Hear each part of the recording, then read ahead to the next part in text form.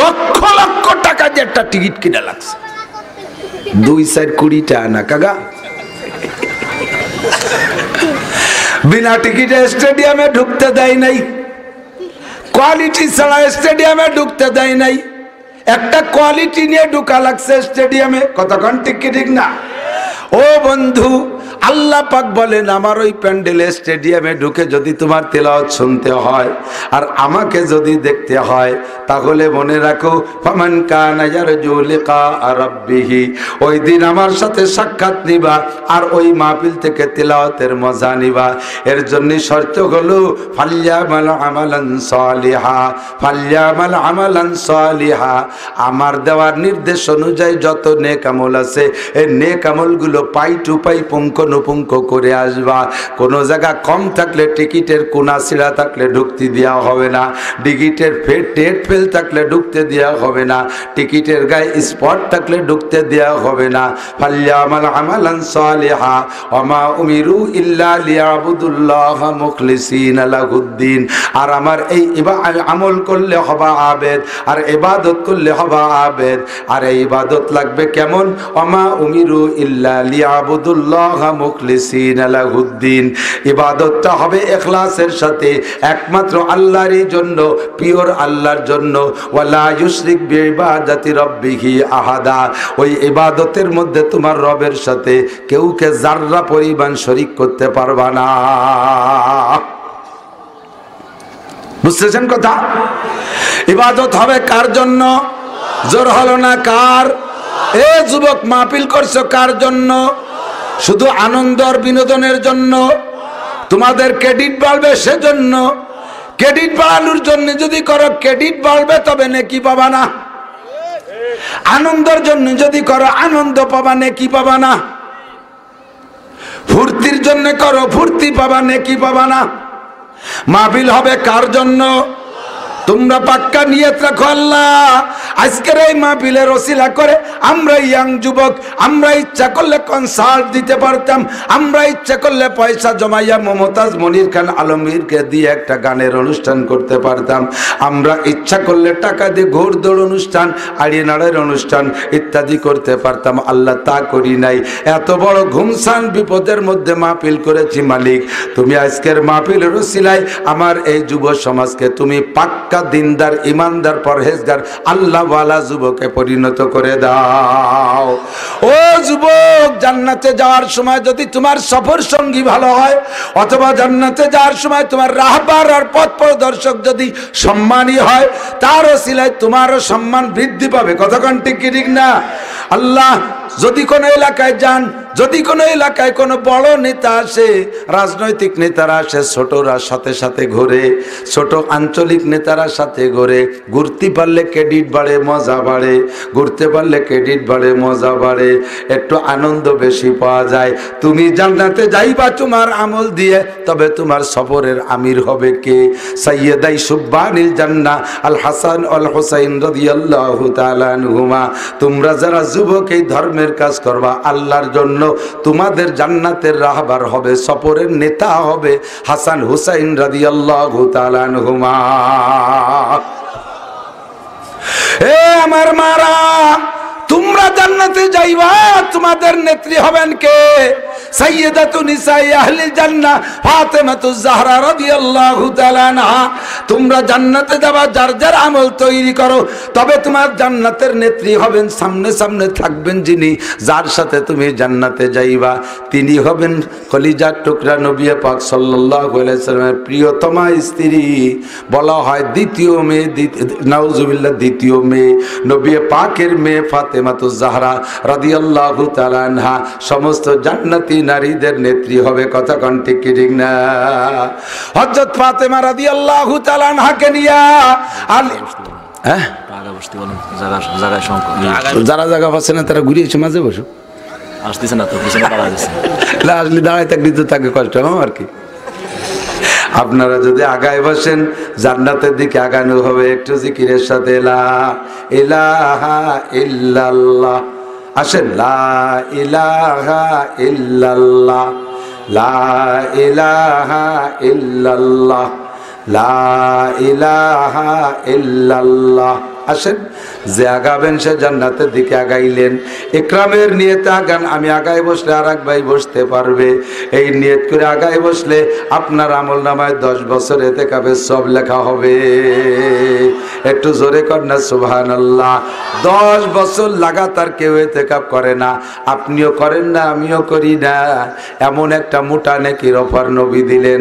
আল্লাহ পাক নিজেই বলেন, ওয়াইদা কিলা লাকুম তাবাসসাউ ফিল মাজালিস, যখন মজলিসের মধ্যে জায়গা সংকুলন হতে লাগবে না, তখন যদি উলামাই কিরাম বা কেউ তোমাদেরকে বলে একটু চেপে চেপে বইসা আর এক বাইরে জায়গা দাও, আল্লাহ কয় ফাফসাহু, তখন দেরি করো না, তাড়াতাড়ি জায়গা দিয়ে দাও।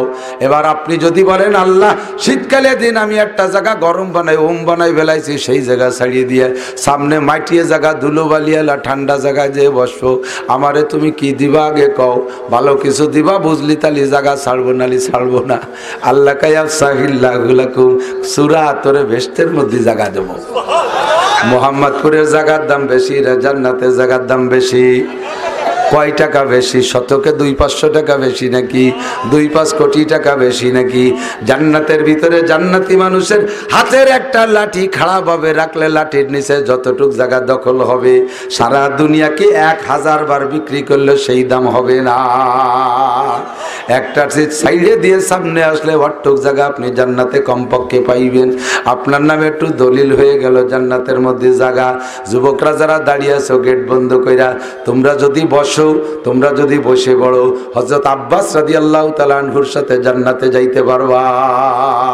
মহিলারা যাবে জান্নাতে যাবে ফাতেমা রাদিয়াল্লাহু তাআলা আনহার সাথে, আর যুবকরা যাবে হাসান হুসাইন রাদিয়াল্লাহু তাআলা আনহুমার সাথে, আর বুড়োরা যাবে হযরত আবু বকর সিদ্দিক রাদিয়াল্লাহু, মধ্যম বয়সী যারা তারা যাবে হযরত ওমর আর ওসমান আর আলী রাদিয়াল্লাহু তাআলা আনহুমদের সাথে, আর যারা বসতে বললে বসে পড়বে তারা নবী পাকের চাচা হযরত আব্বাসের সাথে জান্নাতে যাবে। হুজুর কয় মান তাশাব্বাহা বিকাউমিন ফাহুয়া মিনহুম, যার সাথে যার মিল হবে তার সাথে তার হাসর হবে। আর বসতি বলার পরে যারা বসবে না, তাহলে তারা যাবে কার সাথে? তাগেও রাহবার আছে না নাই? নবীর কথা শুনে নাই সেই আমলে কারা? আপনারা কোন কারা? নবীর কথা শোনে নাই কারা? তাদের সাথী হয়ে যেতে হতে পারে, কাজেই তাড়াতাড়ি বসে ভর্তি হবে। অনেকে আছে আবার আসার সময় তো আগান বাগান এলাকা রাস্তাঘাটে পায়খানা করছে, পানি পাই নাই, বসে কোনো মতে দাঁড়ায় দূরে একটু শুনিয়ে যাবে, বসলি প্যান্ট লুঙ্গি নষ্ট হয়ে যেতে পারে, সেই বইতে বসে না। যদি এরপরও দাঁড়ায় তাকে বুঝবো যে সত্যি পানি পাইনি। ডুমসা খুঁটার মধ্যে পড়ে যাবা, দোস্ত তাড়াতাড়ি বসো, পারলি বসবে আবার না। আল্লাহ সবাই কবুল করেন, বলেন আমিন।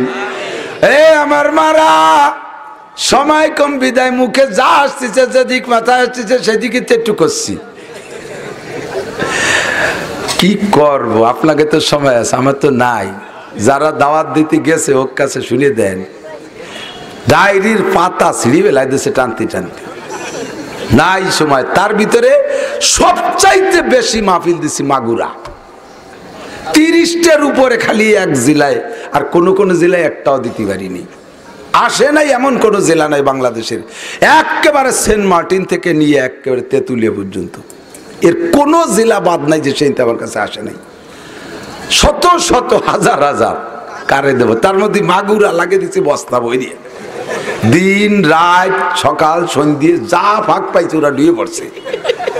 আর আপনারা এত খারাপ, যখন আমি আছি সেই সময় চলিয়ে আসে। খারাপ নাকি? আল্লাহ কিয়ামতে যদি আমারে জান্নাতে দাও, আমি যেন মাগুরা আলাদের গুছাই গাছাই নিয়ে একসাথে যেতে পারি। আল্লাহ মাগুরার একটা লোক যদি জান্নাতে যায়, সে যেন আমারে সাথে করে নিয়ে যায়। একতরফা কলিয়া উনি বেচতে যাবেন না, আমাকে নিয়ে কোয়ার লোকের তোর অভাব নাই, এই জন্য আপনাকে আগে দিলাম, আমি পাশে পাশে থাকলাম। সবাই মিলে যাবো, রাজি আছি না ইনশাআল্লাহ? এই ভালোবাসা ঠিক থাকবে তো ইনশাআল্লাহ? কোনো কারণবশত আমার সাথে গ্যাঞ্জাম বাঁধাবেন না, তাহলে কিন্তু আপনি ফেল করবেন না, আমি ফেল করবো। আল্লাহ গ্যাঞ্জাম হবে না কোনোদিন। এবার না দিই সেবার দেবো, সেবার না দিয়ে আর এক দেবার দেবো, বাইচে থাকলে একদিন না একদিন পাওয়া যাবে। আমার আত্মীয় স্বজন যা সব আমার পর খেপা, কারণ কুটুম্ব সাক্ষেত্রে আসে, আমাকে হুজুর, আমাকে মামা, আমাদের কাকা, যাবানি তার কি যাইয়ে নিয়ে আসবানি, এসে ডায়েরি খালি নেই, ফট ফট করে আগে বলতে যায় তোমার বাড়ির দ্বারা জীবনও আসবো না। এই আপনাকে এই পাইকারি দরে মাহফিল দিতে আমি আমার কুটুম্বকে আড়াই বেলায় দিচ্ছি, অথচ আল্লাহ নবীকে সিলমান কথা আঁকা। আমি যাই আগে তাদের হাত দিয়া খাওয়াই, বড় বড় মাছ মিষ্টি নিয়ে যাই, তবু আমার সাথে কথা কন, মাহফিল কেন দিলাম না? আমাকে হুজুর অন্য যায় 10 করে বেড়ে, আর আমাকে বাড়ি আসে না। তোমাকে এইটি আস্তে আস্তে একেবারে কম্পিউটার মতো সত্যি তালে খায়। আমি কয়বার টাই নেবো, একবার দড়িয়ান দিয়ে দিকটাই না টানে দেবেন, একবার এনে টাইট দেয় টাইট। আমি তো একবার এক জায়গায় মাহফিলে গেছি, এই মাইক্রোফোন বানতি দড়ি নিয়েছে, সে ছাগলের দড়ি খুঁটোখানে এই জায়গা ঝুলতেছে, তা নাই আল্লাহর রহমতে সেদিন শেষ। আমার মারা পর্দার আড়ালের মা ও বোনেরা, তোমরা জান্নাতে যাবা, তোমাদের নেত্রী হবে ফাতেমা রাদিয়াল্লাহু তাআলা আনহা। আবার কি, আরে সময় কম নদী আরে দুঃখ দড়ি গেছে বাদ, ওটার দিকে টানা দেবা নাকি?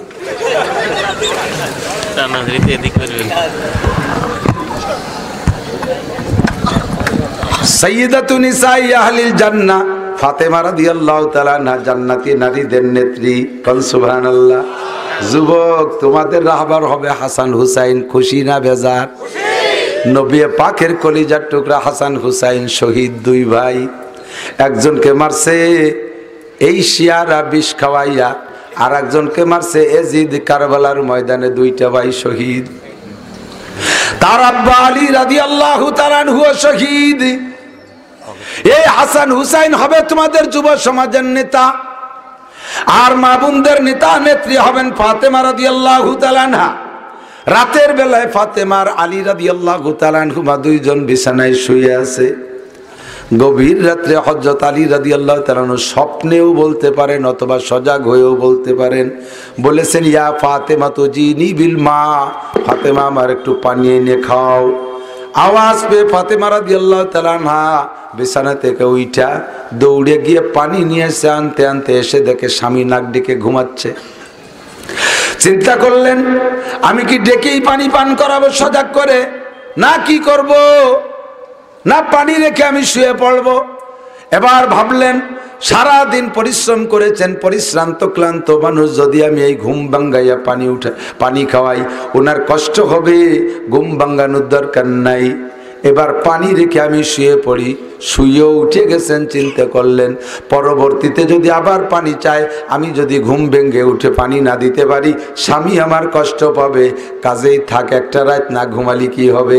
পানির গিলাস হাতে করে নিয়ে আলীর মাথার কাছে দাঁড়িয়ে আছে, বিছানায় পিঠ দেয় নাই, বসেও থাকে নাই, যে বসলে অনেক সময় ঘুম আছে, দাঁড়িয়ে আছে পানি নিয়া। ফজরে যখন হযরত বিলাল আজান দিয়েছেন, বিলালের আজানের আওয়াজে হযরত আলী ঘুম ভাঙছেন। ঘুম ভেঙে উঠে দেখেন ফাতেমা মাথার কাছে দাঁড়ানো, বিছানায় শোয়া নাই। চোখ তুলে দেখেন মাথার কাছে ফাতেমা, হাতে 1 গ্লাস পানি। ইয়া ফাতেমা তু ফামা বালুকে, ফাতেমারে তোমার কি হয়েছে, তুমি দাঁড়িয়ে আছো কেন? লিমা কুমতে আলা রাসি, আমার মাথার কাছে কেন দাঁড়ানো? ফাতেমা বলেন আনাসিতা ইয়া সাইয়্যিদি, ও আমার নেতা, আমার স্বামী, আপনি কি ভুলে গেছেন? আপনি আমার কাছে পানি চেয়েছিলেন গভীর রাত্রে, আপনি কি তা ভুলে গেছেন? কয় না তো, আমার মনে পড়ে না। প্রমাণ হলো যে উনি স্বপ্নেই পানি চেয়েছিলেন। ঘটনা কি রে ফাতেমা? কয় তখন আমি উঠে গিয়ে পানি নিয়ে আসছি, সজাগ করি নাই যে আপনার ঘুম ভাঙ্গালে কষ্ট হবে, পানি রেখে শুয়ে পড়ি নাই যে পুনরায় চাইলে দিতে পারবো না, তাই আমি সেই রাত থেকে ফজর পর্যন্ত পানি হাতে দাঁড়িয়ে আছি।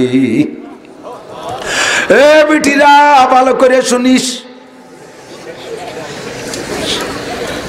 আজকালকার আমরা পুরুষরা যদি মহিলাদের কাছে পানি চাই মাঠের তে আইসিয়া, কি সুন্দর জব দেয়, ফ্যাক ফ্যাক করো, কাটালি খাতে পারো না, কয় কি কয় না, এরকম সুন্দর সুন্দর জব দেয়। কয় গিলাস কো, কয় গিলাস না, ওটা বদনাই খাও, বালতি ধরে চুমুক দাও।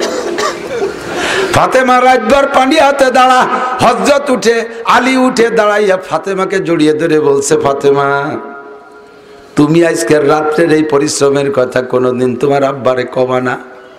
ফাতেমা কয় বলার কি আছে আব্বার, এটা তো আমার কাছে আপনার পাওনা, আমি এইরকম খেদমত কোনোদিন করার সুযোগ পাই না। আজকে একটু পেয়েছি, আমি মনের দিক দিয়ে বড় তৃপ্তি পেলাম। আমি একথা আব্বার কাছে নালিশ করব কেন? আপনি কি চিন্তা করেন? কয় না ফাতেমা তুমি বলবা না, আমার কাছে ওয়াদা করো। ফাতেমা বলে ওয়াদা করলাম বলবো না, তবে আমি বলবো কেন? এটা তো আমি, আমার দায়িত্ব, আমার পর আপনার হক, আমি হক আদায় করতে পেরেছি, শুকরিয়া দাও আলহামদুলিল্লাহ। আপনি নিশ্চিন্তা থাকেন, আমি জীবনে আব্বার কাছে বলবো না। ফাতেমা যখন আলীকে অভয় দিলেন, এবার আলী রাদিয়াল্লাহু আনহু ফাতেমাকে জড়াই ধরে দোয়া করলেন, আল্লাহ তুমি আবার ফাতেমাকে জান্নাতি নারীদের নেত্রী বানাই দিও। আমার খেদমতে সারাটা রাত এমন করে পানি হাতে দাঁড়িয়ে আছে রহমাতে আলম নবী, বিশ্ব নবীর কলিজার টুকরা কন্যা, আমার মতো একজন মানুষের খেদমতে দাঁড়িয়ে আছে সারা রাত। আমার প্রাণ থেকে দোয়া করি, আল্লাহ তুমি ফাতেমারে জান্নাতি নারীদের নেত্রী বানাই দিও। এই বলে হযরত আলী মসজিদে চলে গেছেন, কিন্তু আলীর ভিতরে দুশ্চিন্তা কমছে না। ফাতেমা তো বলবে না ওয়াদা করলো, কিন্তু নবী পাকের কাছে খবর বলার জন্য সাংবাদিক আছে না নাই? হ্যাঁ আছে না নাই? ওই সাংবাদিক, আসমানি সাংবাদিক যদি বলে দেয়, আর নবী যদি মানুষের মধ্যে আমারে ডেকে বসায়, আলী রে স্বামী হইছ, পুরুষ হইছ, তাই বলে কি আমার মেয়েটারও তুমি এমন কাজে লাগাইবা, এমন খেদমত নিবা? আমার মেয়ের থেকে তারে সারাটা রাত ঘুমাতে দাও নাই। যদি বলেই পেলে আমি নবী পাকের যে প্রিয় পাত্র ছিলাম, এখান থেকে নামটা কেটে যেতে পারে। দুশ্চিন্তায় কাঁপতে কাঁপতে হযরত আলী মসজিদে গেছেন নামাজ পড়তে। আমার নবী, বিশ্ব নবীর স্বভাব ছিল ফজরের নামাজ পড়া পিছনের দিক ফিরে বসতেন। রাত্রে যদি নতুন কোনো ওহী আসতো, ওইটা সাহাবায়ে কেরামদেরকে শোনাইতেন। আবার নিজে যদি কোনো ভালো স্বপ্ন দেখতেন, তা সাহাবায়ে কেরামদেরকে শোনাইতেন। আমার নবীর স্বপ্ন ছিল ওহী, আর সাহাবায়ে কেরাম কোনো স্বপ্ন দেখলে শুনে শুনে তার ব্যাখ্যা দিতেন, স্বপ্নের ব্যাখ্যা নবী বলতেন। আল্লাহু আকবার। স্বপ্ন, আমার নবীর স্বপ্ন 100% সত্য। নবীর স্বপ্ন হলো ওহী, জিবরাইলের মাধ্যমে দেখেন। আর মুসলমান আপনারা আমরা যারা আছি, হাদিসে আছে আল্লাহর নবী বলেন, আমার মুসলমান উম্মতের স্বপ্ন হলো ওহীর 46 ভাগের 1 ভাগ, অর্থাৎ 46টা স্বপ্নের একটা স্বপ্ন তার সত্য হওয়ার সম্ভাবনা থাকে। এইটা রুইয়া সালেহ আল্লাহর পক্ষ থেকে দেখায়। ভালো স্বপ্নগুলো এরকম, স্বপ্নের ভিতরে 46টা স্বপ্নের একটা স্বপ্ন ভালো সত্য হতে পারে। আবার স্বপ্নের বিষয় হলো, কখন আমি স্বপ্নে দেখি একরকম হয়ে যায় আর একরকম। মাঝে মাঝে বলি, আমার দিক থেকে যুবক এখন থেকে সিদ্ধান্ত নে, আকাম কুকাম চলে গেছে, গত রাত পর্যন্ত শেষ। আর আল্লাহ বাঁচালি 4 বছরের মধ্যে তো এই ঝামেলা আসবে না ইনশাআল্লাহ। এর মধ্যে হয়তো তুমি মরিও 7 বারও কোয়া যায় না, না আল্লাহ বাঁচায় রাখুক, ঠিকই দরকার নেই। আল্লাহ সবাইরে বাঁচায় রাখুক, কেন আমিন। আরো জোরে বলেন আমিন। ও যুবক, ভালো করে মনে রাখবা, এইরকম স্বপ্ন দেখার চেষ্টা করো। চেষ্টা করলেই তো স্বপ্নে দেখা যায় না। ভারতের এক যুবক, টলমলে এক যুবক, বিয়ে শাদী করে নাই। এই যুবক বড় দিনদার, ইমানদার, পরহেজগার। তোমাদের যুব সংগঠনের মতো একটা ভালো যুবক, নামাজি, দিনদার, তাহাজ্জুদও পড়ে, এশরা কাওয়াবিন ছাড়ে না, 5 ওয়াক্ত জামাতে নামাজ পড়ে। তার সাবালে ঘর পর থেকে তাকবীরে উলা কাজা নাই। রাতের বেলা সূরা ওয়াকিয়ার মুলুক পড়ে, মাগরিব বাদ যত তাসবিহাত আছে সব আদায় করে, ঈশান নামাজ পড়ে অন্য দিনের মতো। আজকেও পাক বিছানায় শুইছে মুহাম্মাদি ফিগার নিয়া। দিক তাকান, আমার বডির দিক তাকান, আমার বডির দিক তাকান। এইরকম করে যদি আমি উত্তর দিক মাথা দিয়ে শুয়ে পড়ি, আমার বডির মধ্যে মোহাম্মদ শব্দ লেখা আছে। আপনিও যদি এমন করে ভাঁজ দিয়া আপনি ডান কাতে উত্তর দিক মাথা দিয়ে শুয়ে পড়েন, আপনার বডির মধ্যে মোহাম্মদ শব্দ লেখা হয়ে যায়। মাথা একটা মিম, কেনুর থেকে এইটুক একটা হা, আর পাশার মোড় একটা মিম, আর হাঁটুর নিচে দাল, মিম হা মিম দালে মোহাম্মদ হয়। কতক্ষণ ঠিক কিনা? আপনি মোহাম্মদি ফিগার নিয়ে শোয়ার চেষ্টা করবেন। যুবক আজকে সুন্নত সবগুলো কমপ্লিট কইরা ডান কাতে শুয়ে আছে, গভীর রাত্রে স্বপ্নে দেখে ওই যুবক 7 কান কোরআন শরীফের উপরে পেশাব করতেছে। কি আজীব স্বপ্ন! যেই যুবকের তাকবীরে উলা কামাই নাই, যেই যুবকের তাহাজ্জুদ মিস নাই, যেই যুবকের ইশরা কাওয়াবিন মিস নাই, যেই যুবকের রাতের বেলা ওয়াকিয়ার মুলুক মিস নাই, এই যুবক সুন্নতি তরিকায় শুইল পাক বিছানে, সমস্ত দোয়া কালাম কমপ্লিট কইরা এ কি নিকৃষ্টতম স্বপ্ন বলে 7 কান কোরআন শরীফের উপরে পেশাব করা। এইটা কোনো ভালো স্বপ্ন আমাদের মনে হতে পারে না। কতক্ষণ ঠিক কি ঠিক না? এর চাইতে নিকৃষ্ট স্বপ্ন মুসলমানের জীবনে হতে পারে না। কাঁপতে কাঁপতে সজাগ হয়ে গেছে। সজাগ হইয়া ওযু কালাম কইরা তাহাজ্জুদের নামাজ পড়ে ফজর পর্যন্ত কান্নাকাটি করতেছে যুবক।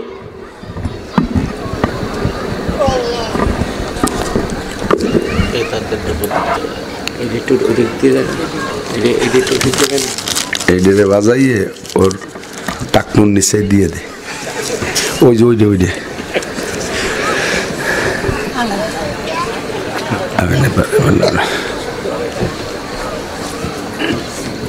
ফজর পর্যন্ত কান্নাকাটি করে এবার যুবক ফজরের নামাজ পড়ে তিলাওয়াত করে এরপরে খুঁজছে কি বলবো।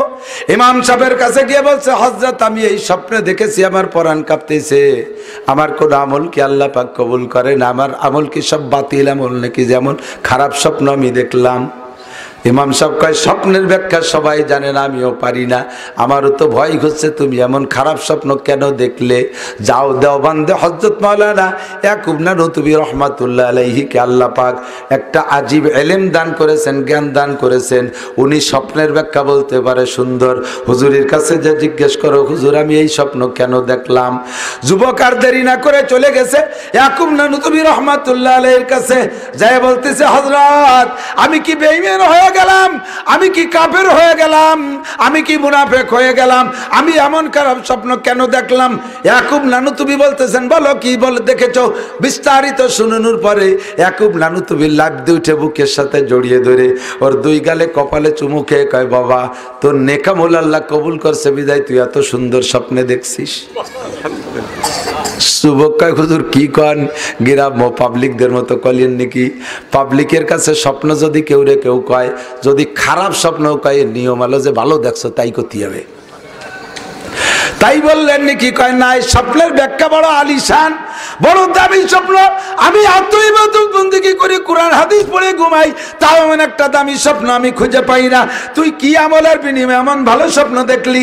কয় হুজুর আগে ব্যাখ্যা বলেন, স্বপ্নের ব্যাখ্যা কি হতে পারে? হুজুর বললেন, যুবক তুমি কি বিয়ে করেছো? কয় না হুজুর বিয়ে করি নাই। ও যুবক তুমি বিয়ে করবা, বউটা হবে বড় দিনদার, আল্লাহ ওয়ালি পরহেজগার বউ হবে, সুন্দরী রূপসী যাই হোক না কেন বউটা হবে বড় ধার্মিক ভদ্র। আল্লাহ পাক রব্বুল আলামিন তোমার ঔরসের মাধ্যমে, স্ত্রীর গর্ভের মাধ্যমে তোমাকে 7টা পুত্র সন্তান দান করবে, আর ওই 7টা পুত্র সন্তানই হবে হাফেজে কোরআন, আলেমে কোরআন। তোমার ঔরস থেকে 7টা হাফেজ বের হবে। তাই তুমি দেখছো 7খান কোরআনের উপরে পেশাব করতেছো, যাও, ভয়ের কোনো কারণ নাই, খুঁজে একটা মেয়ে বিয়ে করো। যুবক চলে গেল, যথারীতিতে বিয়েও হয়ে গেল। আসলেই আল্লাহ পাক তার খুশনসিব করেছে, একটা ধার্মিক বউ পেয়েছে। এ যুবক, সুন্দরী রূপসী বেশি খুঁজিস না। আল্লাহ নবী বলেন, তুনকাহুল মারাতুলি আরবা, ছেলেরা মেয়েদেরকে বিয়ে করে 4টি গুণ দেখা স্বাভাবিক। 1 নম্বরে লি জামালিহা, রূপের ভক্ত সবাই, সুন্দরীর ভক্ত সবাই, রূপ খোঁজে সবাই, পাইলে ভালো খুঁজে নে। 2 নম্বরে লিমা আলিহা, মালদার পার্টি খোঁজে। আমি জীবনে কিছু করতে পারি নাই, যদি এক বাপের এক মেয়ে হয়, আর বাপ যদি 200 বিঘে জমির মালিক হয়, সেই মেয়ে যদি বিয়ে করতে পারি, আমার কামাই রোজগার করা লাগবে না, বুড়ো মূর্তি যে দেরি, আমরা দুইজনে 200 বিঘের মালিক হয়ে যাব। মালদার পার্টি খোঁজে, বড় লোকের মেয়ে বিয়ে করতে পারলে বস্তা ভরে মাল পাবো এই বলে খোঁজে। ও দোস্ত, পাইলে তুমি ভালো, না পাইলে সমস্যা নাই। 3 নম্বরে হুজুর কাইলি হাসাবিহা, ভালো বংশ দেখে খোঁজে। আমরা স্থানীয়ভাবে দুর্বল বংশের মানুষ, প্রতিবেশী শক্তিশালী গোষ্ঠীর সাথে পারি না। ওই বংশের একটা মাইয়ে বিয়ে করতে পারলে, সেই বংশের জামাই হতে পারলে মস্তানি করে বাহার দেয়া যায়, এই জন্য ভালো বংশ খোঁজে। 4 নম্বরে হুজুর কাইলি দিনিহা, এক শ্রেণীর আল্লাহওয়ালা যুবক আছে, কলেজে পড়ুক আর বিশ্ববিদ্যালয়ে পড়ুক, ডাক্তার হোক আর ইঞ্জিনিয়ার হোক, সেনাবাহিনীতে চাকরি করুক আর যেখানেই করুক না কেন, ওই যুবকগুলো বড় আল্লাহওয়ালা, ওরা খোঁজে দিনদার মেয়া। আমার দুনিয়ার কিছুই চাই না, আমি একটা তাহাজ্জুদ গুজার মেয়ে চাই, একটা পর্দানশীন মেয়ে চাই, একটা সতী মেয়ে চাই, একটা সতী মেয়ে চাই। সতী মেয়ের পেটে নেক সন্তান হয়, সতী মায়ের সন্তান হয় আব্দুল কাদের জিলানী, সতী মায়ের সন্তান হয় শামসুল হক ফরিদপুরি, সতী মায়ের সন্তান হয় সারসিনের পীর সাহেব, সতী মায়ের সন্তান হয় চরমুনায়ের পীর সাহেব। কথা বলেন ঠিক ঠিক না? এই জন্য যুবক খোঁজে একটা দিনদার পরহেজ পরহেজগার মেয়ে। আল্লাহ নবী কয় ফাজফার বিজাতিদ দিন, দিনদার মেয়ে খোঁজে ফাজফার বিজাতিদ দিন। আল্লাহওয়ালা মেয়ে খুঁজে বিয়ে কর, কপাল ভালো হবে, তোর দাম্পত্য জীবনে বিরক্ত করবে না, এটা নাই ওটা নাই সেটা নাই বলে বিরক্ত করবে না, প্রসাধনী খারাপগুলো আনলে কেন বলে তোর সাথে ঝগড়া করবে না, দামি দামি কাপড় কেন দিলে না এ বলে তোমার সাথে ঝগড়া করবে না, রাতের বেলায় তোমার মাথায় তেল মাখায় দেবে, আসলে তোমারে গাগতর মেসেজ করে দেবে, রাত্রে শুইলে তোমার হাত পা চিপে চেপে তোমারে ঘুমায় দেবে। যদি কোনো মহিলা তার স্বামীর রাতের বেলা বিছানায় শুইলে স্বামীর মাথার চুলের মধ্যে আঙ্গুল ঢুকাই দিয়া হালকা হালকা চিপ দেয়, মেসেজ করে আরাম দিয়ে ঘুমায় দেয়, প্রত্যেক এক এক চিবিতে চিবিতে এক এক টিপে টিপে ওই মহিলার আমল নামায় 7 ভরি স্বর্ণ আল্লাহর রাস্তায় দান করা সব লেখা হইয়া যায়। স্বামী মাঠের থেকে আসছে ঘাম গতরে, দৌড়ে গিয়ে একটা তাল পাখা নিয়া, ঘরে ফ্যান নাই কারেন্ট নাই, একটা তাল পাখা নিয়ে যদি মহিলা স্বামীর গায়ে বাতাস দেওয়ার নিয়েতে পাখাটারে এ পাশ থেকে ও পাশে নেয়, ওই পাশ থেকে এই পাশে আনার আগে তার আমল নামায় 7 ভরি স্বর্ণ দান করার সওয়াব লেখা হইয়া যায়। হাতটাকে স্বামীর গায়ে যদি ঘামাচি হয়, মহিলা যদি স্বামীর গায়ের থেকে একটা ঘামাচির গোটা মেরে দেয় আর তাতে যদি স্বামী মজা পায়, তাহলে তার আমল নামায় 7 ভরি স্বর্ণ দান করার সওয়াব, জুতো জোড়া সোজা করে দেছে 7 তোলা স্বর্ণ দান করার সওয়াব, মুজোটা পায়ে পরাই দেছে 7 তোলা স্বর্ণ দান করার সওয়াব, পায়ের থেকে জুতা মোজা খুলে দেছে, প্রত্যেক এক একটা আমলের বিনিময়ে 7 ভরি স্বর্ণ দান করার সওয়াব। মহিলাদের ইনকাম করা সহজ, মহিলাদের দুনিয়া কামাই করা যেমন সহজ, আখিরাত কামাই করা সহজ। কতক্ষণ মহিলাদের বস্তা বস্তা নেকি শুধু স্বামীর খেদমতের মধ্যে রয়েছে, মহিলাদের দুনিয়া কামাই করা সহজ। 2 ভাই একসাথে ঢাকা যাবে চাকরির জন্য, 2 ভাই বোন, বাইডা মাসখানি ঘুরে টুরে পোড়া বেগুনের মতো মুখখান বেজারে চলে আসে, যে কয় টাকা নিয়ে গেছিল তা খরচ হয়ে গেছে, কোনো জায়গায় চাকরি হয় নাই, বোনটা যাওয়ার সাথে সাথেই ডবল চাকরি হয়ে গেছে, দিনেও ডিউটি রাত্রেও ডিউটি, ডবল ডবল বেতন পাইয়া বস্তা ভরিয়ে টাকা পাঠায়, আসার সময় 4টে স্বামীও ইচ্ছে করলে সাথে করে নিয়ে বাড়ি আসতে পারে, ওর চারিয়াতে বা ইনকাম। মহিলারা দুনিয়া যেমন সহজে কামাই করতে পারে, বৈধ অবৈধ দেখা দেখি নাই, মহিলারা বৈধ পন্থা লেখিও কামাই করে বোধ করতে পারে বস্তা বস্তা। কথা বলেন ঠিক না? এই যুবক দিনদার মেয়ে দেখে বিয়ে কর, ওই যুবক দিনদার মেয়ে বিয়ে করেছে, পরপর টপ টপ করে 2-3 বছরের ডিস্টেন্সে 7টা পুত্র সন্তান হয়েছে, দারুল উলুম দেওবন্দে পড়ে 7টা হাফেজ ও মাওলানা হইয়া গেছে। এমন ভালো স্বপ্ন কামনা করো, নবী পাক পিছনের দিকে ফিরিয়া সাহাবায়ে কিরামদের স্বপ্ন শোনেন আর ব্যাখ্যা দেন, মনে আছে নাকি কথা? পিছনের দিকে ফিরেন, হযরত আলী, আবু বকর, উমর, উসমান, এই 4 জন তো সামনেই থাকে। আজকে আলীর ভিতরে প্যালপিটেশন চলতেছে, ভয়তে কাঁপতেছে, আল্লাহ আমি আজকে নবীর সামনে বসবো না, না জানি রাতের খবর যদি জিবরাইল নবী পাককে জানাই দেয়, আর এত মানুষের মধ্যে যদি আমারে ডাইকে বসায়, আমি কি বলবো, মুখ দেখাবো কিভাবে? সালাম ফিরানোর সাথে সাথে আর দেরি না কইরা আলী উঠে চলে গেছে জরুরত দেখাইয়া। আলী ঘরে পৌঁছে গেছে, ইতিমধ্যে নবী পাক পিছনের দিক ফিরছেন। হজে যারা গিয়েছেন, মদিনায় যারা গেছেন তারা বলতে পারবেন, মসজিদে নববীতে একটা গেট আছে বাবে জিবরাইল, বাবে জিবরাইল নামে একটা গেট আছে, ওই গেটটার নাম হলো জিবরাইল গেট, জিবরাইল গেট। আজও পর্যন্ত সেই নামে নামকরণ আছে। ওইটার নামের কারণ হলো ওই দিন হুজুর পিছনের দিক ফিরে দেখে ওই গেটে জিবরিল আলাইহিস সালাম দাঁড়িয়েছে। একেবারে সালাম ফিরানোর সাথে সাথে হুজুর আতঙ্কিত, না জানি কোনো দুর্ঘটনা কোনো দুঃসংবাদ নিয়ে আসছে নাকি জিবরাইল, জানি না। হুজুর তাকাইলে জিবরাইল হাত ছানি দিয়েছে সালাম দিয়ে, তাআল ইয়া রাসূলুল্লাহ, হুজুর ও জায়গা বলবো না, একটু উঠে আসেন কষ্ট কইরা। নবী পাক গেটের কাছে গেছেন, মুখ কান বেজার কাঁপতেছে, হুজুর ভয়তে, না জানি কোনো দুঃসংবাদ। জিবরাইল হাসি হাসি ভাব, হুজুর কয় জিবরাইল আমি তো ভয় পাচ্ছি, তুমি খুশি খুশি, কারণ কি, কি খবর নিয়ে আসছো? জিবরাইল কয় হুজুর আল্লাহ পাক একটা সংবাদ দিয়েছে আমারে, এই সংবাদটা দিনের যে কোনো সময় আপনারে শুনাইলেই চলতো, কিন্তু খবরটা এত ভালো আমার আর ধৈর্য মানাচ্ছে না, দেরি করতে মনে চাচ্ছে না, তাই তাড়াতাড়ি চলে আসছি। বলো রে জিবরাইল খবর কি? কয় হুজুর অর্ধ রজনীতে আপনার আলী আর ফাতেমার মধ্যে বিস্তারিত এই ঘটনা ঘটছে। যা আলী মাইন্ড করছে তাই হুবহু ঘটে গেছে। এরপরে আলী ওই জায়গায় দাঁড়ায় দোয়া করেছে, আল্লাহ তুমি আসিয়ারও বানাই নাই, খাদিজারও বানাই নাই, আয়েশারও বানাই নাই, বানাইছে আপনার মেয়ে ফাতেমারে জান্নাতি নারীদের নেত্রী। এমন ভালো খবর বলতে দেরি করতে আমার ধৈর্য মানাইল না, তাই চলে আসছি হুজুর খবর কইতে। এবার নবী পাক সাহাবায়ে কিরামদেরকে বললেন, ইজলিসু আলা মাকানিকুম আলাইকুম বিমাকানিকুম, যে যেখানে তো বসা থাকো থাকো, আমিও তোমার আলীর বাড়িতে আমার ফাতেমার বাড়িতে ঘুরে আসি। ওই জায়গা থেকে আলীর বাড়ি মসজিদে নববীতে বেরোনোর পরে ফাঁকা জায়গা দেখা যায়। নবী যখন মসজিদ থেকে বেরো আলীর বাড়ির দিকে রওনা দিয়েছে, আলী ঘরের জানলার ভাগ দেখে নি কেটে দেখে ভয়তে আর ঘরের মধ্যে না থেকে বের হয়ে গেছে। সর্বনাশ করছে রে আল্লাহ, যা ভাবছিলাম তো তুমি তাই মনে করে ফেলাইছু। সবাই রে বসাইতে নবী চলে আসতেছে, মার্ডার হয়ে যাবো আজকে। ঘরের থেকে বেরোইয়া পিছন দিয়ে ওই পাশে দিয়ে ঘরের আড়ালে পড়াইয়া কাপল পড়াই কাঁপতেছে। নবী পাক দরজার চৌকাঠ ধরে দাঁড়ায় সালাম দিয়ে, আসসালামু আলাইকা ইয়া ফাতেমা, ও মা ফাতেমা ফিল বাইত, তুমি কি বাড়ি এসো? ওয়ালাইকা আসসালাম ইয়া বাতি, আজি আব্বা জান আমি বাড়ি এসি। ফামা বালুকা, এত ভোরে কেন এসেছেন আব্বা? নবী পাক ডেকে বলে, ফাতেমা রে, গত রাত্রে তোমার মধ্যে আর আলীর মধ্যে কি ঘটনা ঘটছে একটু কও। আলী ওই জায়গাতে দৌড় দেবে নাকি তাই চিন্তা হচ্ছে, আল্লাহ এ কোন বিপদে পড়লাম, যা ভাবছি তাই। তারপরে পলাই পলাই শুনতেছে, দেখি লাস্ট কোথায় যে দাঁড়ায়। ফাতেমা বলতেছে, আব্বা জান আলী চিন্তা করতেছে দেখি ফাতেমা বলে দেয় নাকি। সে তো আমার কাছে ওয়াদা করছে বলবে না, কিন্তু নবী তো জিজ্ঞাসা করলেন, এখন না বলে যাবে কোন জায়গায়? এমনি বলতো না, বলতো না। এই জিজ্ঞেস করলে নবী আলো তার আব্বা, আর সমস্ত নবীদের নবী। এই আব্বা জিজ্ঞেস করলে না বলে তো ফাতেমা পারবে না। দেখি আজকে ফাতেমা ইন্টারভিউতে 5টা ফেল। ফাতেমাকে আল্লাহ এলেম দিয়েছে। ফাতেমা বলতেছেন, আব্বা জান একটা বিষয় স্বামী যদি নিষেধ করে আর আব্বা যদি ওইটা করতে বলে, বলেন তো আব্বা এবার স্বামীর কথা মানতে হবে না আব্বার কথা মানতে হবে? আগে ফতোয়া দেন। নবী কয়, ফাতেমা স্বামী যদি নিষেধ করে তাহলে স্বামীরটাই মানতে হবে। আব্বা যত বড় যে কেউ হোক না কেন আব্বারটা মানা যাবে না, স্বামীরটাই মানতে হবে।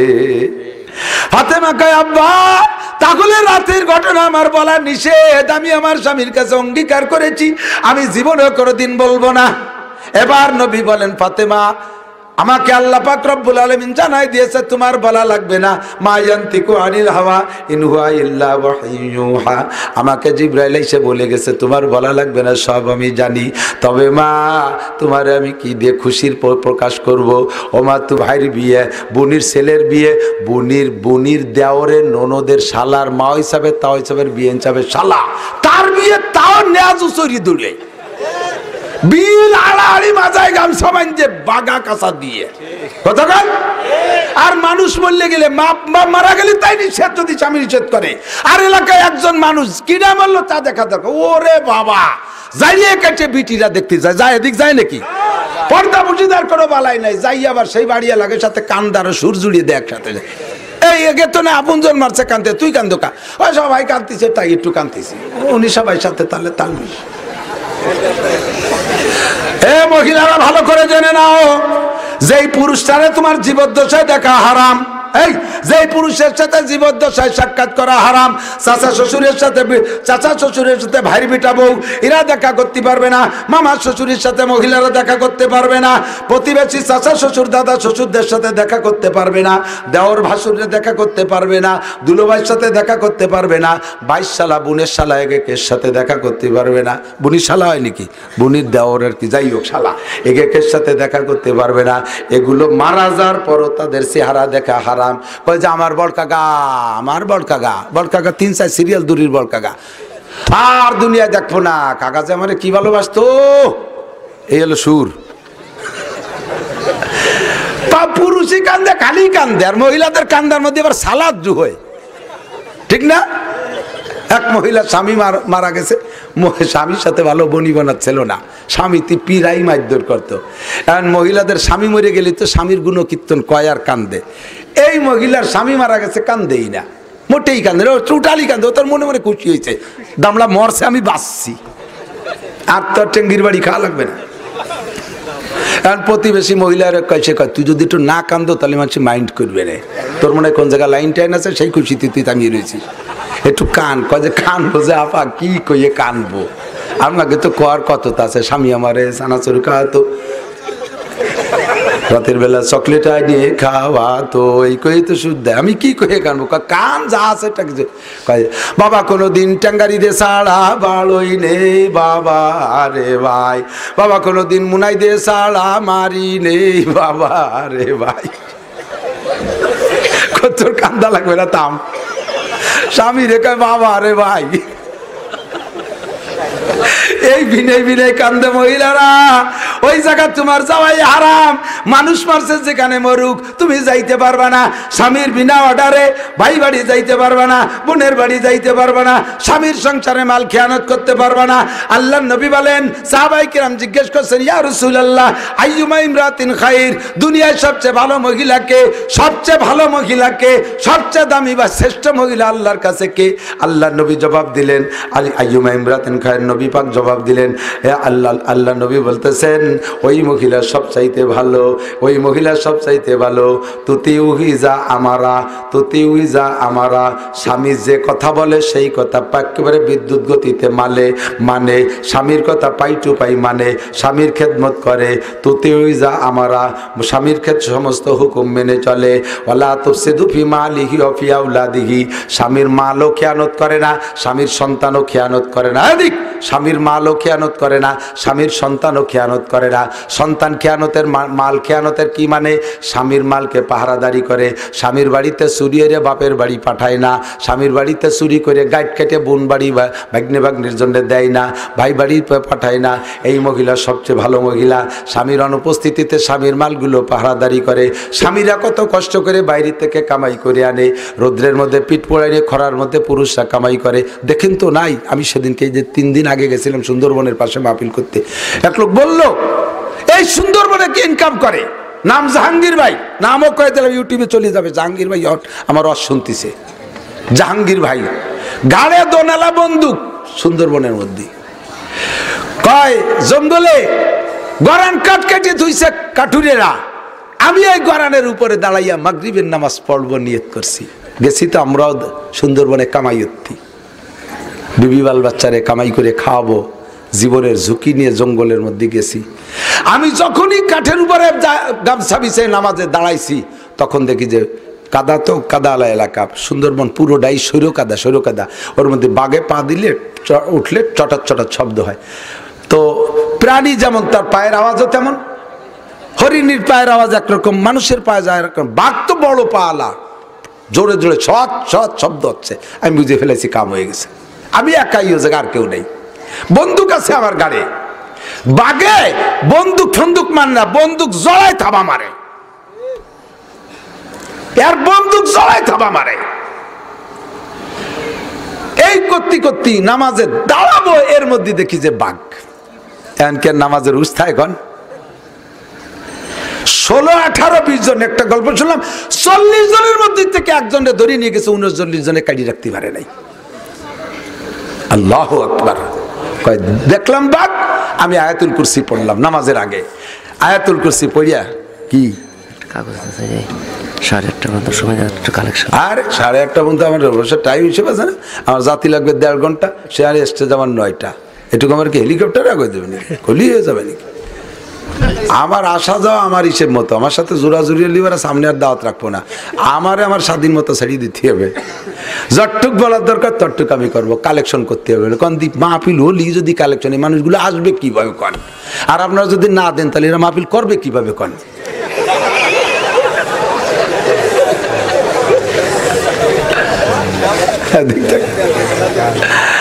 আল্লাহ এই জাটা দিবেন আস্তে আস্তে আনসার মজার আজ রয়ে গেছে সামনে অষ্টুক তো করিনি আল্লাহ এদিক জাহাঙ্গীর ভাই বলতেছে আয়াতুল কুরসি পড়লাম পড়িয়া বাঘরে আমি দেখা নামাজে দাঁড়াইছি বাঘ ওই জায়গায় বসে রয়েছে বাঘ আমারে কিচ্ছুই বলে নাই নামাজ চলা অবস্থায় আল্লাহর কসম যদি 1 জাররা পরিমাণ মিথ্যে কথা কই এই 2 রাত আগে শুনিয়েছি তার কাছ থেকে গল্প যখন কয় তখন আমার মনে চাইতেছে আর ওখানে কোক শুনিয়া তো ভালো লাগতেছে আমার কাছে নামাজ পড়ে ফরজ পড়ে সালাম ফিরেছি দেখি বাঘ বসেই আছে এবার বাঘে টাইম দিয়ে পিঠির থেকে রাইফেলটা বের বন্দুকটা দোনালা বন্দুক একেবারে কাক করে তার দিকে তাকাই কইলাম যে তুই আমারে কিছু কইস নাই আমিও তোরে কিছু কব না সরি যা বাগরে কয় যে তুই আমারে যে তুই কিছু করিস নেই, আমিও তোরা কিছু কব না, কোনো গ্যাঞ্জাম নেই, তুই সরি যা। বাঘ দেওয়ানা আসে ওই যাতে ঘুরিয়ে আসে আমার ডাইন পাশে আসলো। ছোট ছোট বনের ভিতরে বাঘটা এবার আমার দিক কুকুর বসার মতো বসলো। আমি কইলাম বসে থাক, আমার সুন্নত বাকি আছে, 2 রাকাত পড়িয়ে নেই। আমি আরো 2 রাকাত পড়লাম সুন্নত, বাঘটা বসেই থাকলো। এরপরে কইলাম চলে যা, মারামারি হবে না। অন্যাসে হেঁটে চলে গেল, কেমন যেন গল্প করার মতো। হুজুর আমার একিন হলো, আমি মুরব্বীদের কাছ থেকে শুনেছি আয়াতুল কুরসি হলো আয়াতুল কুরসি, আল্লাহু লা ইলাহা ইল্লা হুয়াল হাইয়ুল কাইয়্যুম, আল্লাহ ছাড়া আর কোনো মাবুদ নাই, সে আল্লাহ চিরস্থায়ী চিরঞ্জীব, হাইয়ুল কাইয়্যুম, লা তাখুযুহু সিনাতু ওয়ালা নাওম, আমার আল্লাহর চোখে ঘুমও নাই, আমার আল্লাহর তন্দ্রাও নাই, লা তাখুযুহু সিনাতু ওয়ালা নাওম, লাহু মা ফিস সামাওয়াতি ওয়া মা ফিল আরদ, আসমানের জমিনের মধ্যে যাহা কিছু আছে সব কিছুর ক্ষমতার মালিক কে? আমি এই ক্ষমতা আমার আল্লাহর হাতে ছেড়ে দিয়েছি। আমি নামাজ পড়বো, আমারে কেন মারবা বাগে? আমার আল্লাহ তুমি এই অবস্থায় কেন বাগের আধার বানাবা? আমি আল্লাহর কাছে পূর্ণ আস্থা নিয়ে ছেড়ে দিয়েছি। সত্যই আমার আল্লাহ আছে, আমি সেই থেকে আমার কিনের ভিতরে আরো গাঢ় মজবুতি এসে গেল। আমি আল্লাহর কাছে জিম্মাদারি দিয়েছি, আল্লাহ বারে পাহারাদারি করছে, বাগে আবারে খাই নাই নাই নাই মারে নাই। বাগরে যেন গল্প করে বিদায় দিলাম, চলে যা বললাম, বসে থাক 2 রাকাত পড়ে নেই। সে বসেই থাকলো, 2 রাকাত পড়লাম, এ পাশে ফরজ পড়লাম, বাম পাশে বসে রয়েছে, কিছু কইল না। চলে যাতে কলাম চলে গেল, কেমন যেন সে আল্লাহর পক্ষ থেকে আমার কথাগুলো সে শুনতেছে আর মানতেছে। আল্লাহু আকবার বলতে চাইছি, এমন রিস্ক নিয়ে ঝুঁকি নিয়ে বাঘের মুখের থেকে, সাপের মুখের থেকে, কুমিরের মুখের থেকে মানুষে কামাই করি করে এনে বউ বাচ্চারে লালন পালন করে। কথা বলেন ঠিক কি ঠিক না? আরামসে মহিলারা আরামসে কম্বল মুড়ি দিয়ে ঘুমাও, ল্যাপ মুড়ি দিয়ে ঘুমাও। আর মা তোমাদের স্বামীরা রাতের রাত নাই, দিনের দিন নাই, রাতভর তো আমিও রাস্তায় থাকি। কত যে ট্রাকওয়ালারের রাস্তায় পড়ে মরে থাকতে দেখলাম, কত প্রাইভেট কার পোল্ট্রি খেয়ে চিতে পড়ে রয়েছে, কত নসিমন করিমন পড়ে রয়েছে। আসার সময় দেখলাম আমাদের চন্দ্রদিগেলের ওখানে মুরগির পোল্ট্রি মুরগির বাক্সওয়ালা প্রায় 7-8 তালা হবে, মুরগি ভরা একটা নসিমন পোল্ট্রি খাইয়া পুরো নসে গেছে। নবী বলেন, যদি কোনো মহিলা তার স্বামীকে এভাবে খুশি করে দিতে পারে, ফুতিহাত লাহা আবওয়াবাল জান্নাহ, তার জন্য জান্নাতের 2টা দরজা খোলা হইয়া যায়।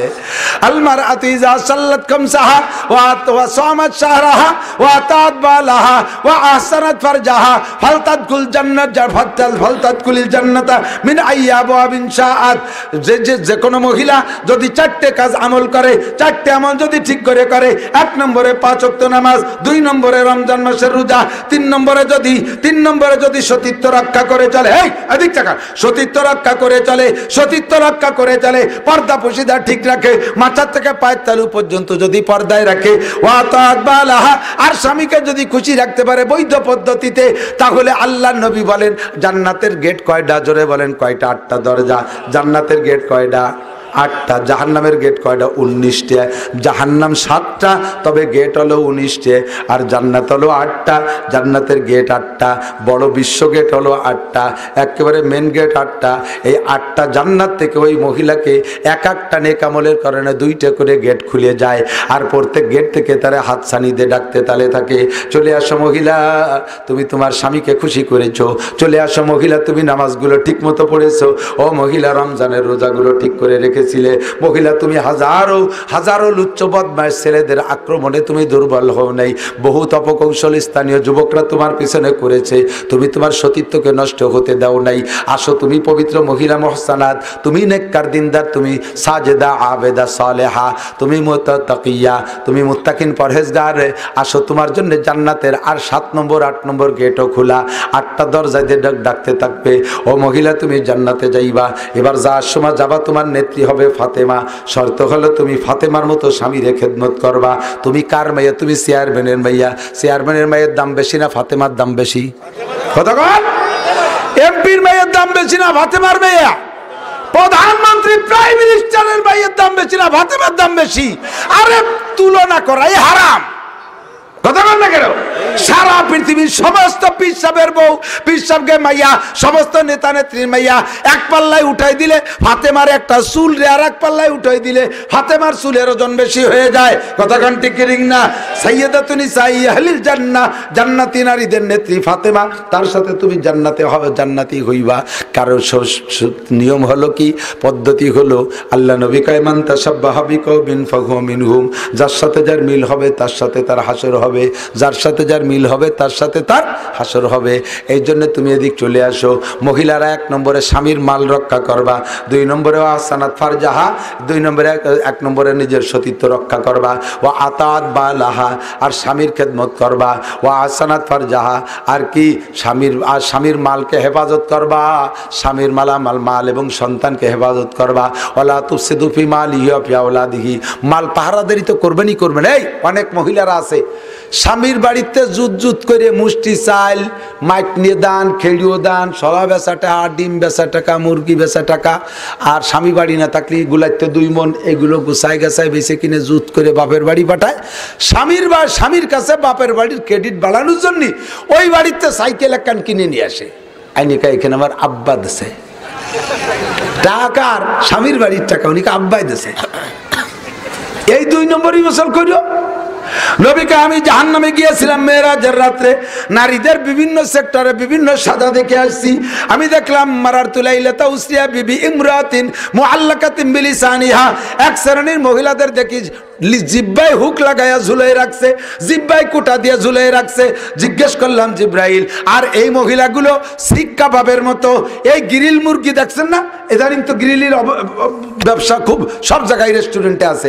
এই গ্রিল মুরগি যেভাবে শিকের মধ্যে গাথা ঘুরতে তালে আছে আর গ্যাসের আগুনে জ্বলতে আছে, তার গায়ে মশলা দিয়েছে, গলে গলে নিচে পড়ে সুপ হচ্ছে, এই মহিলার গায়ে থেকে রক্ত মাংস খুঁজে খুঁজে পড়বে, জিব্বায় হুক দিয়ে ঝুলানো।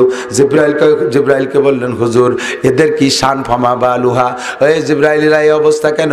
জিব্রাইলকে হুজুর ওয়াহিয়াল্লাতি তুজি যাওজাহা ওয়া জিরানাহা বিলিসানিহা, এরা ওই সকল মহিলারা যারা স্বামীকে কষ্ট দিত কথা বইলা, প্রতিবেশীর সাথে কথায় কথায় ঝগড়া লাগাইতো। এই বিয়াদব মহিলাগুলোর শাস্তি, জিব্বার শাস্তি, কোটি কোটি বছর জিব্বায় হুক লাগায় ঝুলানো থাকবে। বাদাইয়ে ঝগড়া করে, আগইয়ে ঝগড়া বাদায়, আছে না নাই? হ্যাঁ, কের কথা মোটে গায়ে সয় না, স্বামীর কথা সয় না, শ্বশুর শাশুড়ির কথা সয় না। এরপরে তো মায়েরও খায়, 2 মা মায়ের খাওয়ার সময় আরেকটা দিদি দিদি সব কটা খাওয়া যায়, তারপরে কয় দিদি ফিরে দিদি, এটা সুপাই মোটে পড়ে না, ঠিক না? আমার এক সাথী মাওলানা কামরুল, গহরডাঙ্গা পড়তাম, যাইতেছি বিকেলবেলা পাটগাতির বাজারে চা খাবো। তো যাওয়ার সময় গহরডাঙ্গার মাদ্রাসাতে একটু পূর্ব দিক যে একটা কবরস্থান আছে, ওই জায়গা কবরস্থানের পাশে এক বুড়ি বসে এই আমানে পান শেষতিছে, বুড়ো কুজু এক বুড়ি। তো ওই কামরুল কাছে দেশ করে দোস্তায় বুড়ির সাথে ঝগড়া লাগায়নি বানি, আরে দাদি নানি বয়সী মানুষ ওনার সাথে কি ঝগড়া বাঁধে, কয় দেশ করে একটা তামাশা। ও বাদাবেই বাদাবে, যাইয়ে করছে কি দাদি তুমি সুফার দোষে শেষা খাও, সুফার দোষে, এর বাংলা যদিও সুফার দোষে শেষা খাও, তর্জমা কি, যেমন ভাষা খারাপ বলে মার খাও, এই না, এত সবাই বোঝে। বুড়ি সে শয়তানের বাচ্চা শয়তান, আমি তোর সাথে কি সুফা খারাপ করছি, আমি এভাবে বসে পান শেষতেছি, তুই আমার তো শক্ত করলি। কয় না দাদি তোমার সুপায় দাঁত নাই বলে পান শেষা খাও, তো আমি সটাই কইছি, সুপায় দাঁত নাই বলে পান শেষা খাও, তাই কইছি সুফার দোষে শেষা খাও। কিছু কিছু মহিলা আছে কথা মোটে গায়ে ছয় না, শেষে সুফার দোষে শেষা খায়, কথা বল না কে? আমি মহিলাকে মারার পক্ষে না, জীবনে কোনোদিন স্ত্রীর সাথে গ্যাঞ্জাম বাদাই না, উলামায়ে কিরাম বাদায় না, আমার কোনোদিনই বাঁধে না, আলহামদুলিল্লাহ। সত্য কথা বলার সুযোগই পাই না। মহিলা তুমি সেরকম হও, তাহলে তুমি এরকম প্রশংসা পাবা, এরকম প্রশংসা পাবা। কাম নাই কাজ নাই, বিটি মানুষ আর্জেন্টিনার সমর্থন করিয়ে বসে টেলিভিশনে বুতুম পেশার মতন, তুই বিটি মানুষ কি দরকার আছে আর্জেন্টিনার সমর্থন করে বসে? তা ব্লাউজও বানাইছে আর্জেন্টিনার পতাকা দিয়ে, সুবহানাল্লাহ। জুতোর বাড়ির অভাব হবে না কালাম্মা,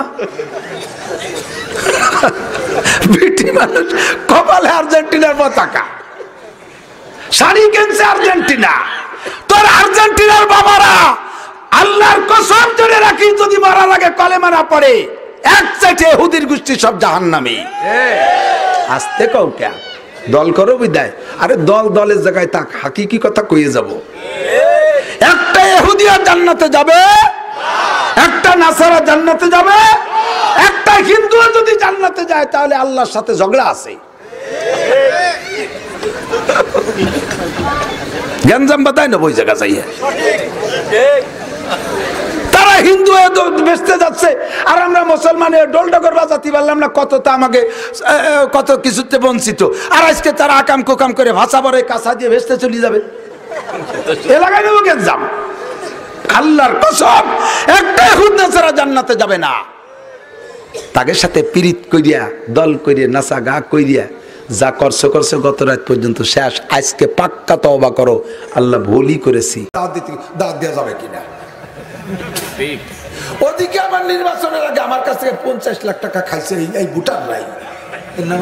আমি কি আসরের নামাজের পরে মদিনায় পাহাড়ের পাদদেশে বৈশাখ হুজুর সাহাবায়ে কিরামদেরকে নিয়ে গল্প করতেছেন। জরুরি গল্প, হুজুরের গল্প তো আর আমাদের আর্জেন্টিনার মেসির গল্প না, হুজুরের গল্প শরীয়তের গল্প বয়ান করতেছেন।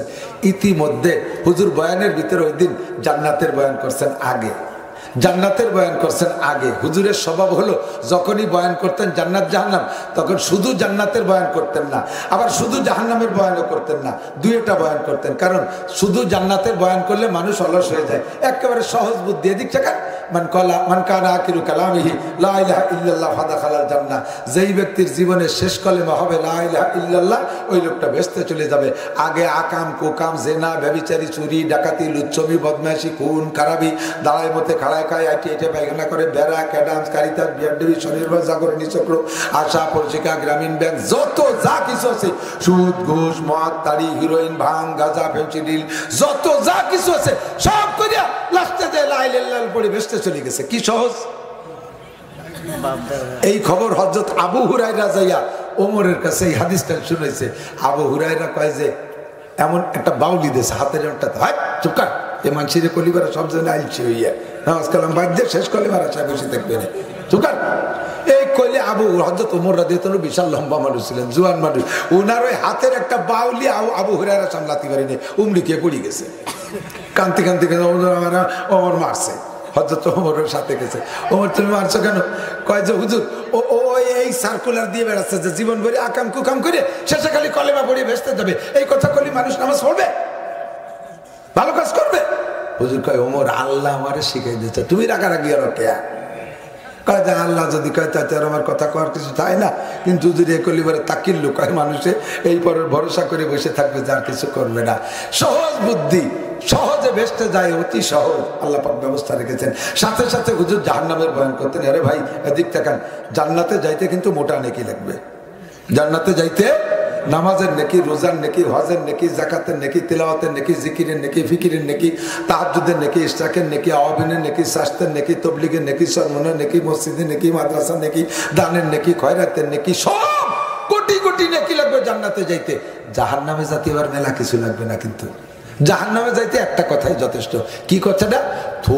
তোর নেকি ও নেকি ভেকি বাদ দাও, আমিও নেকি ভেকি মানি নে, এক এক কাম সারা হয়ে গেছে, আপনি চির জাহান্নামী, এক কথায় শেষ।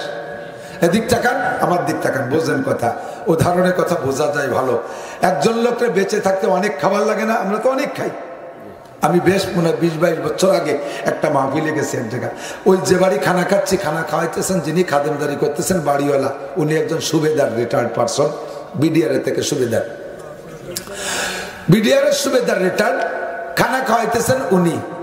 তো উনি আমার ওই অল্প অল্প খাবার দেখে বলতেছে, হুজুর যে পরিমাণ পরিশ্রম করেন পেটে থাকলে পিঠি 6-7 বেশি হইলে খাইয়েন, নালি তো এমনি শুয়ে যাচ্ছেন, আর কতদিন এই হইলে খাতে পারবেন। আমি পারি নেতা খাবো কি? কয় যে আমি রিটায়ার্ড করছি 10 বছর আগে, বিডিআর এর চাকরি শেষ করে এখন আমি আধা কেজি চাউলের ভাত খাতে পারি। সবাস জীবনটাও সেরকম। কয় খানেওয়ালা তো দেখেন নাই, আমরা যখন চাকরি করতাম প্রথম তো বাংলাদেশ স্বাধীনের আগে, প্রথম আমরা চাকরি করছি পাকিস্তানিদের সাথে। তো আমাদের এক মেজর ছিলেন, ওই মেজর সকালবেলা নাস্তা খাইতো 40টে পরাটা, না 80টে পরাটা, 40টে মুরগির ডিম, 5 কেজি খাসির গোশ, এর সকালে নাস্তা, ব্রেকফাস্ট প্রথম ব্রেক করতে হলে এই দিয়ে। এর মতো 3-4 জনের খানা হলে আমাকে সব কজনের হয়ে যাবে না? 80টে পরাটা, 40টে ডিম, 5 কেজি খাসির গোশ, এই দেশে সকালে নাস্তা করতে। আমি কয় কি গেলে না খায় না, চাবায় না, গেলে কি করে? কয় যে হুজুর তা না দেখালে বিশ্বাস করতে পারবো না। আমি আশ্চর্য, সুবহান, বডিও সেরকম পাঠান, জাতে হলো পাকিস্তানি পাঠান। তো তো বলতে চাইছি যেই লোকটারে বাঁচায় রাখতে 80টা পরাটা 40টা ডিম আর 5 কেজি খাসির গোশ লাগে, ওরে মারতে কটুক বিষ লাগে? একটা কেউটো সাপে মানুষের গায়ে দংশন করলে দাঁতের ভাগ দিয়ে 1 সরিষা পরিমাণ বিষ ঢোকে দেহের ভিতরে। 1 সরিষা, একটা সরিষা পরিমাণ বিষ কেউটো সাপের দাঁতের ভাগ দিয়ে মানুষের দেহের মধ্যে ঢোকে, তাতেই মানুষটা মারা যায়। তো যেই লোকটারে বাঁচায় রাখতে এত খাবার লাগে, ওই লোকটারে মারতে মাত্র 1 সরিষা পরিমাণ বিষই যথেষ্ট, ঠিক না? জান্নাতে যাইতে আপনার হাজার হাজার নেকি লাগবে, জাহান্নামে যাইতে একটা কথাই আপনার জন্য যথেষ্ট, নেকি হকি মানি রে তো তোর ইসলাম, এই কথা কলিবার আপনি জাহান্নামে হয়ে গেলেন, কোনো অসুবিধা হবে না। আল্লাহু আকবার। এই জন্য প্রত্যেকটা কথাকে বিশ্বাস করতে হবে, ইমান ঠিক রাখতে হবে। আকলিস দীনাকা ইয়াকফিকা আমালুল কলিল। নবী পাক মদিনায় পাহাড়ের পাদদেশে বসে সাহাবায়ে কিরামদেরকে নিয়ে বয়ান করতেছেন, জান্নাতের বয়ানও জাহান্নামের বয়ানও করতেছেন। জান্নাতের বয়ান যখন করছেন হুজুর, তখন এমন বয়ান দেশে সাহাবায়ে কিরামের মনে হচ্ছে যেন হুজুরের সামনেই জান্নাত। হুজুরকে দেখা দিচ্ছেন আল্লাহ তাআলা এভাবে জান্নাতের গাছে গোড়া উপর দিক, মাথা নিচের দিক, ফলে ফুলে ভরা।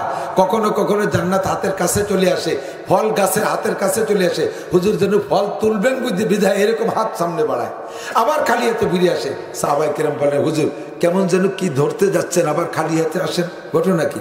কয় যে আমি যখন জান্নাতের ফল পাকড়ার আলোচনা করতেছিলাম, ওই সময় জিবরাইল আমার সামনে জান্নাত প্লেস করে দিয়েছে, হাজির করে দিয়েছে।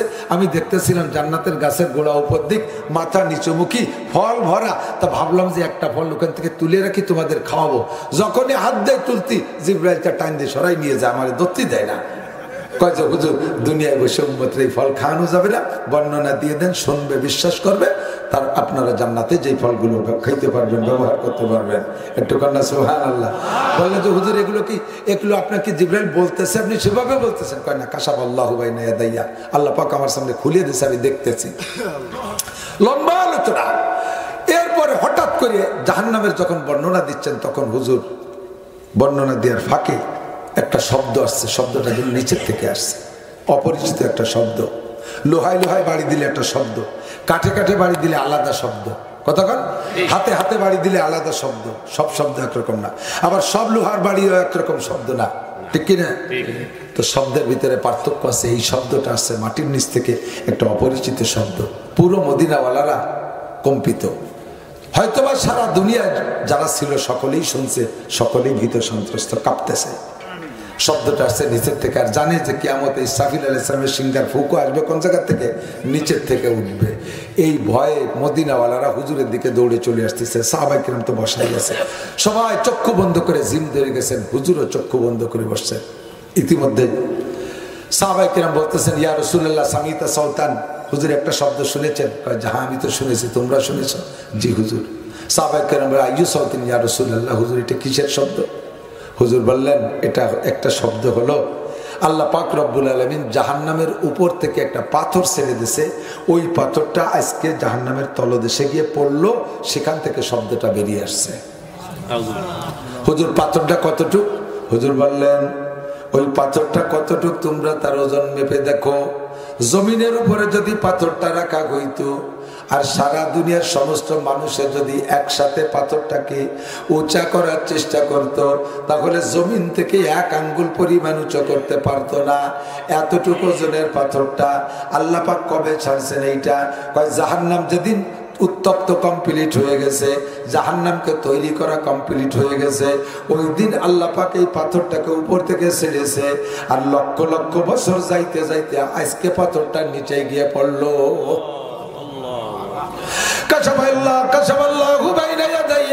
আল্লাহ পাক এটা আমার সামনে খুলে দিয়েছে, আমি সচক্ষে দেখে বললাম বাস্তব অবস্থায়।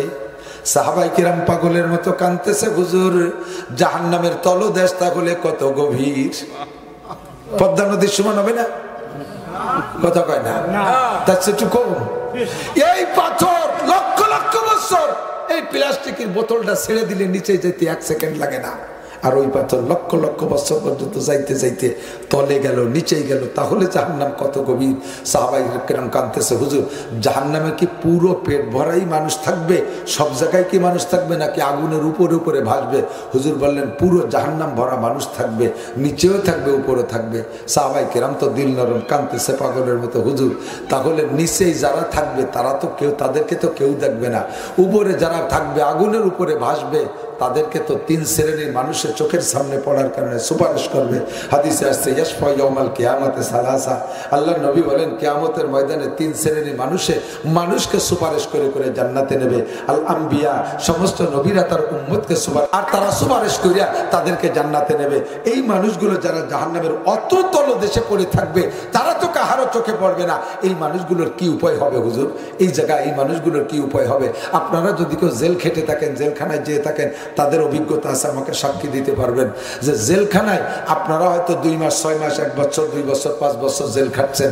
বাহিরের থেকে আপনজনরা তদবির করে, উকিলরা ওকালতি করে, কায়দা করে, নেতাকে ফোন টোন করাইয়া আপনারা সেই সুপারিশে বেরোয় আসছেন। কিন্তু প্রত্যেকটা জেলখানায় কিছু কয়েদি এমন থেকে যায় যাদের পক্ষে কোনো উকিল থাকে না, যাদের পক্ষে কেসটা কোনোদিন মুভ করার মতো কেউ থাকে না।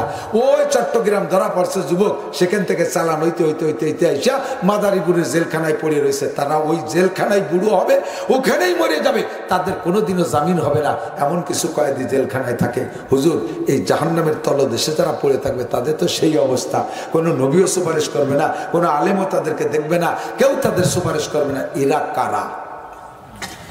হুজুর বললেন ইন্নাল মুনাফিকিনা ফিদ দারকিল আসফালি মিনান নার, জাহান্নামের ওই তলদেশে যারা পড়ে থাকবে, এ আমার মুসলমান বাপ ও ভাইরা আমার দিক, জাহান্নামের ওই তলদেশে গহীনে যারা পড়ে থাকবে, কারো নজরে পড়বে না, কোনোদিন কেউ সুপারিশ করার সুযোগ পাবে না।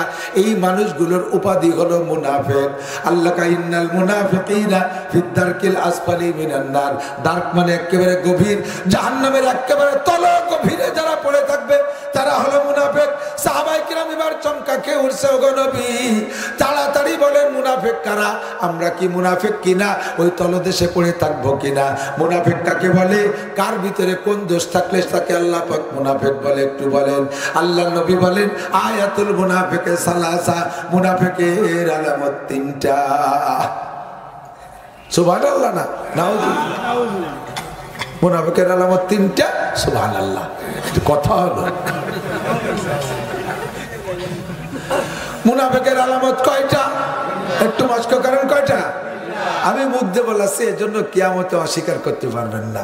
বলবেন যে আল্লাহ কোনো দিনও শুনি নেই, আল্লাহ বলবেন যে মিথ্যে কথা কবি না, তোর আমলনামায় লেখা আছে, মুখ দিয়ে বলার সাথে সাথে লেখা হয়ে গেছে। মুনাফিকের আলামত 3টা। 1 নম্বরে ইজা হাদ্দাসা কাযাবা, ইজা হাদ্দাসা কাযাবা, যখন কথা বলে কথায় কথায় মিথ্যে কথা বলে। এরকম ভালো মানুষ সমাজে আছে না নাই? আছে না? কথায় কথায় মিথ্যে কথা বলে, কথায় কথায় মিথ্যে বলে। ওয়া ইজা ওয়াদা আখলাফা, বন্ধুরে মিথ্যে কথা সম্পর্কে হাদিসে আসছে আল কিযবু উম্মুল খতা, মিথ্যে কথা হলো গুনার মা। মিথ্যে কথা গুনার মা। একটা মায়ের পেট থেকে যেমন ততোধিক সন্তান বের হয়, একটা মিথ্যে কথা যদি বলেন, ওই মিথ্যে কথাটাকে নিয়ে আপনাকে টিকে থাকতে হলে অনেক মিথ্যে কথা ওর সাথে বলা লাগে, অনেক মিথ্যে কথা বলা লাগে। কথা কন, একটা মিথ্যে কথা নিয়ে টিকে থাকতে হলে অনেক মিথ্যা বলা লাগে। এক মিথ্যে খালি মিথ্যা পয়দা দেয়। কাজেই এই মিথ্যা কথা হলো উম্মুল খতা। আল্লাহ নবী বলেন যারা কথায় কথায় মিথ্যা কথা বলে এরা হলো মুনাফিকের 1 নম্বর আলামত প্রাপ্ত। 2 নম্বরে ওয়াইদা ওয়াদা আখলাফা, মানুষের কাছে ওয়াদা করে খিলাফ করে, ওয়াদা করলে খিলাফ করে।